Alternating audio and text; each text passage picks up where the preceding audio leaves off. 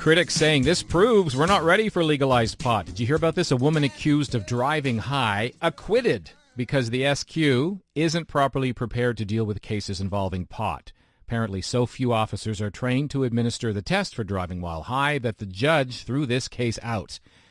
How did it unfold? An officer had to come from 80 kilometers away to do the required blood test. The judge blasted that protocol, saying it leads to an unreasonable waiting time for drivers and results may be compromised. So, is this the state of what's to come? Let's find out, get an insight from a lawyer from Ticket911. Yeah, Avi Levy joining us now. Good morning. Good morning, Leslie. Hey, your take on this. Should we be worried? Well, I mean, because of the fact that it's new and because of the fact that people will probably be driving intoxicated by cannabis, they don't quite have all of the I's dotted and the T's crossed, so to speak. Yeah. Because this is new, they're not really quite certain on how to proceed, and the tests that they have are more or less effective. And the problem is they don't have enough police officers trained in this. So in this case, when they needed a police officer, he wasn't available. They had to drive the suspect 80 kilometers down to the next police station where the police officer was there, and that ended up causing an excessive delay of close to 5 hours, which is what really was the problem in this case. Do you agree with the judge, or do you think that this test could have been validated? No, I agree with the judge. I mean, 5 hours to do what they had to do is a little bit excessive. It's a little bit ridiculous, and it's a right that's protected under the Charter of Rights and Freedoms, Right. and it's, definitely the judge did the right thing. And people who've been accused of drunk driving have also gotten off using the same sort of scenario, in certain cases where it happened, yes, Yeah. but because this has been going on for so long with alcohol, blood alcohol, Right. they have plenty of police officers trained and plenty of people available, so the problem is not likely to happen for a DUI, but it does happen in certain cases where the police officers don't have the roadside test and the roadside machine, and they have to bring you to someone else or somewhere else, and that can cause delays. The problem is they don't have the roadside breathalyzer as they do in the alcohol-related they do not. What cases. they rely on mainly is symptomatic tests, Right. and if they feel that there's enough there to be pretty sure that you have consumed, then they can order a blood or urine test. Yeah, and if you can't walk a straight line, whatever your eyes look like, or there's a smell in the car, that's not going to get a conviction in court. That will be enough for them to go and dig deeper. Right. That'll be enough grounds for them to go and dig deeper. But the test that is, in this particular case, 80 kilometers away is really a waste of time for reasons stated. The judge looked at it and said, acquittal.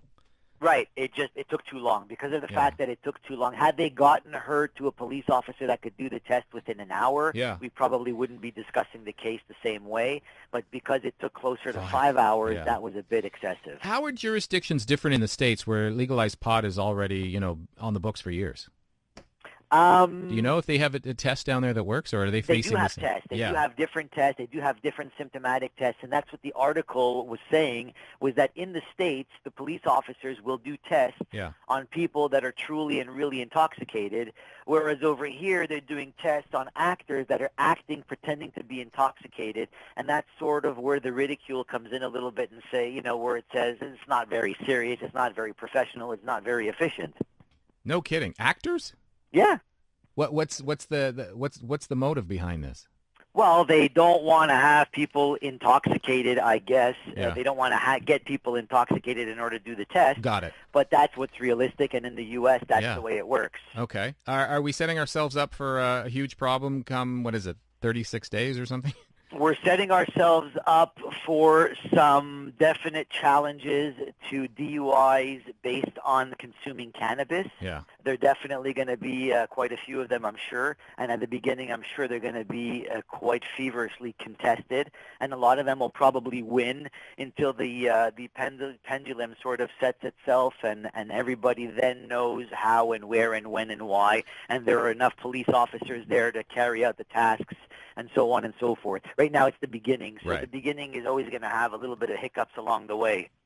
Do you worry? I mean, I for sure it makes your job easier until the system is more, perfected. That being said, you don't promote driving while high, but do you worry? Absolutely do not. You worry about abuse because people are realizing that the system is not in place? Therefore, I worry about abuse. I'm not saying that the system is not in place. There is a system in place. I'm saying the system isn't perfect. Right.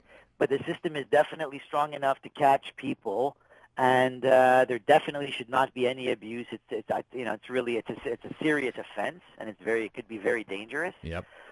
The problem is that when they misinterpret what they see and they think that somebody's intoxicated by cannabis when they may not necessarily be, and they're charged, that's where I think it's going to be. I mean, we've already fought one recently, You have. and we won the case. It was exactly that, the DUI charged by cannabis. They did the symptomatic test, and the symptomatic tests were simply not conclusive enough, and the judge acquitted the defendant. Huh. Wow. Yeah. And there's a lot more where that comes from, at least in the short term. I'm sure there will be. Avi Levy from Ticket911, thank you for your legal advice and insight this morning. Appreciate it. Always a pleasure.